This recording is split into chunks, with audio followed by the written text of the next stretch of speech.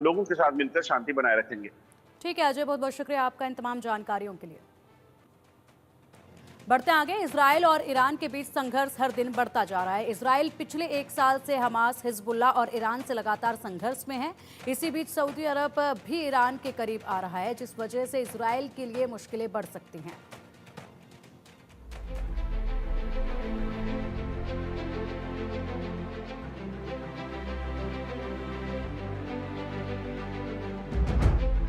Iran और Israel तकरीबन एक साल से आमने सामने हैं। दोनों देश एक दूसरे पर मिसाइल हमले भी कर चुके हैं। इस तनातनी और टकराव ने मिडिल ईस्ट में एक बड़ी जंग की मुनादी कर दी है। ईरान और इजराइल की कड़वाहट में इस इलाके में जिन देशों की भूमिका बेहद अहम होती है वो है सऊदी अरब और यूएई। ऐसे में दुनिया के बहुत से मुल्क जानने और समझने को उत्सुक हैं कि आखिर सऊदी अरब किस तरफ है और उसके सहयोगियों का रुख क्या होगा। मीडिया रिपोर्ट के मुताबिक इजराइल और ईरान दोनों ही सऊदी अरब को लुभाने की कोशिश कर रहे हैं। ऐसे में ईरान इजराइल संघर्ष में सऊदी के क्राउन प्रिंस मोहम्मद बिन सलमान किसका पक्ष लेंगे? वो कोई पक्ष लेंगे या फिर तटस्थता जैसा कोई दूसरा विकल्प तलाशेंगे? ये भी जानना दिलचस्प है कि मोहम्मद बिन सलमान पिछले अक्टूबर में गाजा में युद्ध से पहले इजराइल के साथ संबंधों को सामान्य करने पर आगे बढ़ रहे थे। मध्य पूर्व में कूटनीतिक तनाव कम करने की प्रक्रिया चल रही है, लेकिन ये वैसा नहीं है जैसा कि नेतन्याहू ने सोचा था।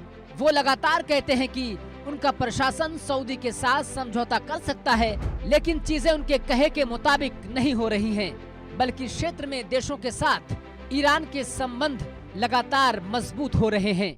खाड़ी देशों के विदेश मंत्रियों के साथ ईरानी विदेश मंत्री अब्बास अगारची ने मुलाकात भी कर चुके हैं।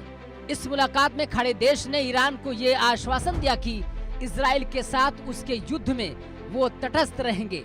ये मुलाकात सदियों से चली आ रही सांप्रदायिक दुश्मनी को कम करने का काम करेगा। इसके बाद ईरानी विदेश मंत्री ने तनाव कम करने की कोशिश में इराक और ओमान समेत क्षेत्र के दूसरे देशों की यात्रा करने से पहले सऊदी अरब का दौरा किया। मिस्र और तुर्की की यात्रा करने से पहले उन्होंने जॉर्डन का भी दौरा किया। किसी ईरानी विदेश मंत्री ने 12 सालों में मिस्र का दौरा किया था। नेतन्याहू जहां फिलिस्तीनी राज्य के निर्माण की बात को अस्वीकार करते हैं, वहीं सऊदी अधिकारी अपने भाषणों और मीडिया में दिए अपने इंटरव्यू में 2 स्टेट सॉल्यूशन की बात कर रहे हैं। अरब दुनिया के नेता माने जाने वाले सऊदी अरब का कहना है कि फिलिस्तीन के लिए एक अलग राज्य ही एकमात्र तरीका है जिससे इजराइल सऊदी अरब के साथ संबंध सामान्य कर सकता है। एक साल बाद आखिर क्या बदल गया, ये भी जानना बेहद जरूरी है। गाजा में युद्ध शुरू होने के बाद इजराइल ने वहां मदद पहुंचने से रोक दिया। युद्ध में हजारों की संख्या में लोग मारे गए, जिनमें अधिक संख्या में महिलाएं और बच्चे शामिल थे। इन सब की वजह से सऊदी नेतृत्व के लिए फिलिस्तीनी राज्य के मुद्दे को नजरअंदाज करना असंभव हो गया। सऊदी अरब के बिजनेसमैन और सऊदी क्राउन प्रिंस मोहम्मद बिन सलमान के महत्वाकांक्षी प्रोजेक्ट नियोम के सलाहकार बोर्ड के सदस्य अली शिहाबी कहते हैं कि गाजा में जो हो रहा है उससे क्षेत्र में इजराइल के सामान्यीकरण समझौते को धक्का लगा है। सऊदी अरब देख रहा है कि गाजा की स्थिति ऐसी है जिससे इजराइल के साथ कोई भी संबंध स्थापित करना ठीक नहीं है। अब जब तक कि इजरायली अपना रुख नहीं बदलते और फिलिस्तीनी राज्य के प्रति सच्ची प्रतिबद्धता नहीं दिखाते, सऊदी इजराइल के साथ अपने संबंधों को सामान्य नहीं करेगा।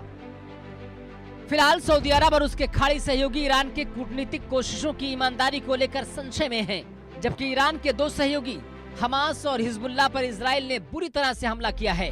ईरान अभी भी अपने तीसरे सहयोगी यानी कि यमन में हूती विद्रोहियों को हथियार और समर्थन दे रहा है। हूती विद्रोही सऊदी अरब पर भी हमला करते रहे हैं। Bureau report, India news.